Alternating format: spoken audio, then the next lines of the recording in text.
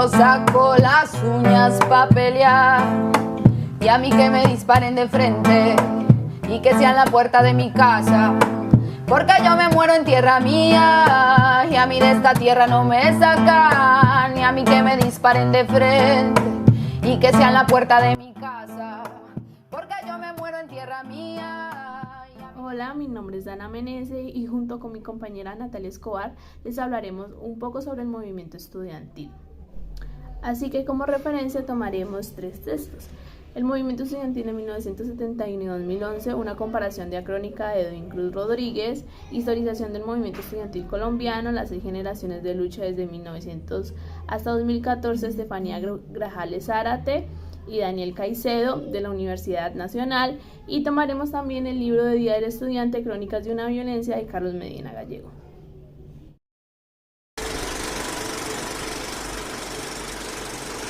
Hoy hablaremos sobre los movimientos estudiantiles que se han dado en Colombia. Empezaremos abordando con qué es un movimiento estudiantil. Un movimiento estudiantil es un conjunto de manifestaciones estudiantiles que buscan soluciones por parte de las autoridades a sus demandas y a los problemas que la educación colombiana tiene. Se caracteriza por tener un espíritu libertario que lucha por las reivindicaciones sociales en busca de la equidad y la justicia de los pueblos. No sigue regímenes totalitarios ni imperialistas, sino que al contrario busca la mejora social y política de la nación. En 1971 se dio una de las mayores movilizaciones estudiantiles en Colombia. Empezó desde la Universidad del Valle y logró recoger 30 universidades, tanto públicas como privadas, además de que se unieron diferentes gremios.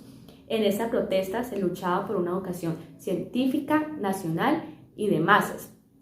El 26 de febrero de ese mismo año murieron 26 jóvenes por parte de una represión del Ejército y de la Policía Nacional. Debido a esto se crea el programa mínimo del Movimiento Nacional Estudiantil, que reunía las siguientes condiciones, entre ellas que el rector fuera elegido por el Estado, que el clero ya no se entrometiera más en el Consejo Superior, que se diera una solución a la crisis presupuestal que estaba dándose en ese entonces, que se diera una solución a la violación de la autonomía universitaria por parte de la policía al ingreso al campus.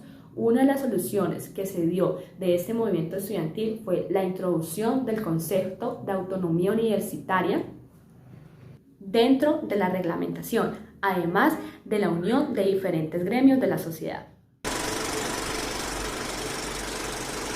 Para empezar, les hablaré un poco acerca de los antecedentes que ocurrieron antes de los hechos del movimiento estudiantil en 1971 y 2011. En 1903, muchos estudiantes de la Universidad Nacional de Colombia deciden alzar su voz contra la ley sobre instrucción pública, porque esta decía que la enseñanza de la escuela de primaria, secundaria y universitaria debía ser impartido por la Iglesia. Esa generación de la primera lucha estudiantil será denominada Centenario, la cual fue apoyada por líderes del Partido Liberal como Alfonso López Pumarejo. Esa generación de estudiantes va hasta 1922. Luego tendremos a la generación nueva que va desde 1924 hasta 1950, que nace a partir de las diferencias que tenían con la generación anterior, puesto que esta tendría un pensamiento más direccionado hacia el comunismo. Esta generación aún así seguirá queriendo abolir la Ley 39 de 1903 y teniendo más influencia al darle más forma al movimiento estudiantil. En esa generación también destacaron varios líderes como Jorge Eliezer Gaitán, Gabriel Turbay, Juan Lozano y Alberto Lleras Camargo, los cuales se conocieron en 1994 como la generación de los nuevos. En 1929 ocurre lo que se conoce como el primer mártir estudiantil, que se dio en una marcha que avanzaba con normalidad por motivo de rechazar totalmente lo que sucedió en la masacre de las bananeras frente al Congreso de la República.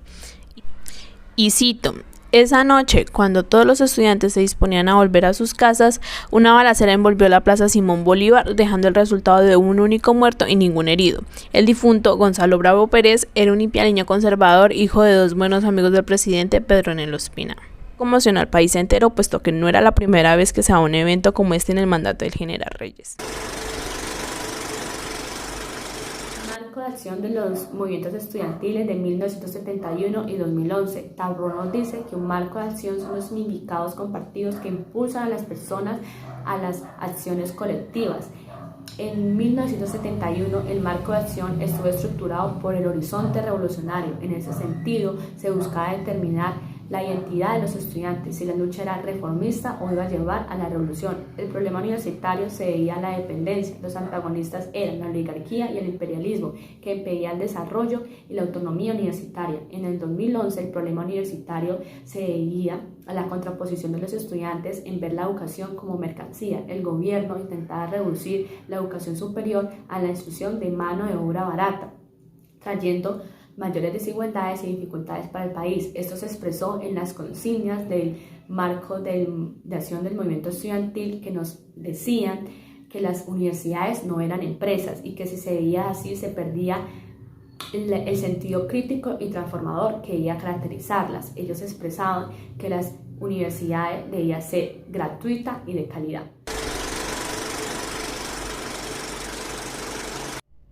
El movimiento estudiantil logró en 2011 desafiar un gobierno entero y parar una reforma planteada por el presidente Juan Manuel Santos y su ministra de Educación de ese entonces, María Fernanda Campo, para reformar la Ley 30 que reglamenta la educación superior en Colombia.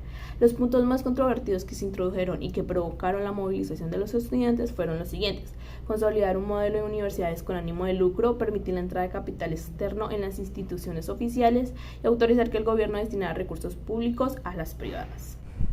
Ante estas propuestas, los universitarios comenzaron a organizarse, dando origen a la Mesa Amplia Estudiantil, responsable de las grandes marchas que se convocaron para las siguientes semanas. La primera fue la del 7 de abril, que unió estudiantes, profesores y sindicatos en torno a varias demandas como mejores condiciones salariales para los docentes, pensionados y empleados, mejoras en derechos laborales y sindicales y rechazo a la reforma que se pretendía incluir en el Plan Nacional de Desarrollo de 2010 al 2014. El gobierno, desoyendo las proclamas de los jóvenes, decidió radicar el proyecto ante el Congreso de la República, generando malestar entre la comunidad académica. 32 universidades públicas del país declararon un paro nacional indefinido hasta que Santos reconsiderara su postura y formulara una nueva reforma con el beneplácito de todos los actores afectados. Finalmente, el 11 de noviembre, el mandatario retiró la propuesta y los estudiantes dieron por finalizada la huelga que los tenía apartados de las aulas de clase.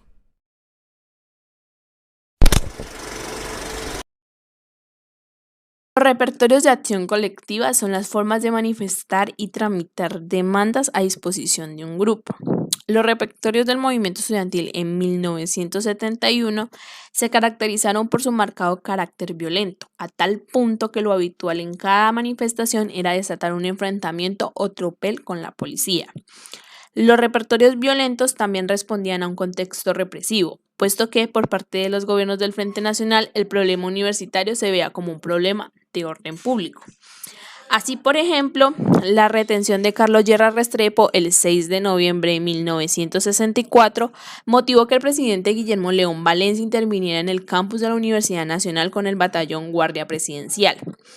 Algo similar ocurriría el 26 de octubre de 1966, cuando el mismo Lleras, ahora presidente de la República, fue retenido en el campus junto con John Rockefeller, cuando inauguraba un edificio donado por el magnate, lo que suscitó la ilegalización de la FUN y causó más de un centenar de estudiantes fueran arrestados y judicializados en consejos verbales de guerra.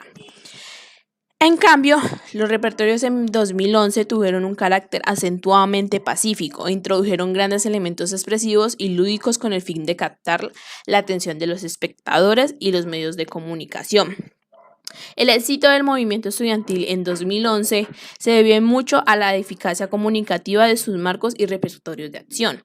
Hubo una estrategia deliberada, tanto para rebatir cada uno de los argumentos del gobierno sobre la reforma de la educación superior, como para implementar repertorios que llamaran la atención y tuviesen un impacto en los medios de comunicación. La innovación de los repertorios de acción colectiva tuvo como objetivo principal crear acontecimientos que tuvieran resonancia en los medios de comunicación tradicionalmente más propensos a considerar noticia los tropeles o hechos de violencia. De ahí que se privilegiaran acciones pacíficas y expresivas, con desnudos, lemas, dramatizaciones sobre la crisis de la educación, besatones, besos masivos, abrazatones, abrazos masivos, carnavales y universidad al parque, que eran clases sobre la crisis de la educación superior al aire libre y con la participación de transeúntes.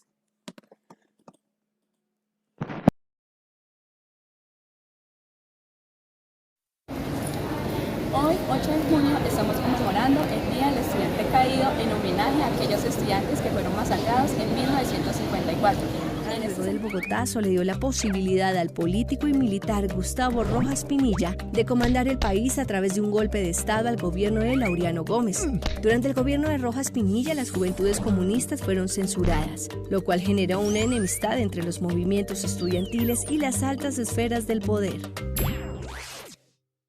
El 9 de junio de 1954, en la marcha que se va a hacer en repudio del asesinato de Uriel Gutiérrez, varios soldados van a disparar contra la multitud en lo que hoy en día sería la calle 13, la avenida Jiménez con carrera séptima. Van a caer varios estudiantes fallecidos y esto va a motivar que el movimiento estudiantil básicamente entre en una lucha abierta en contra de lo que va a ser el gobierno de Gustavo Rojas Pinilla.